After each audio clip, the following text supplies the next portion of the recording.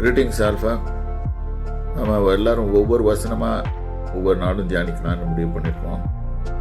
அதன்படி இன்றைக்கு எடுத்துக்கொண்ட வேத பகுதி சங்கீதம் 23.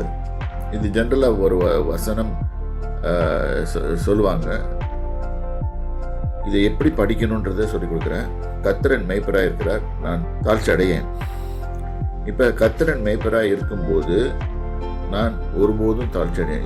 இது விசுவாச வார்த்தைகளை அறிக்கை செய்கிறார் தாவீது. ரெண்டாவது, இங்கே ஆடோட நிலைமை. ஆடுக்கு மேய்ப்பன் தேவை. அந்த மேய்ப்பன் கர்த்தராக இருக்கும்போது எனக்கு ஒருபோதும் தாழ்ச்சி அடையாது. இந்த வசனத்தை சொல்லும் போது விசுவாசித்து நாம் சொல்லும்போது எப்பொழுதுமே வெற்றியோடு வாழ்கிற வாழ்க்கையை நமக்கு சேரும். இது ஒரு விசுவாச வார்த்தைக்கான சங்கீதம்.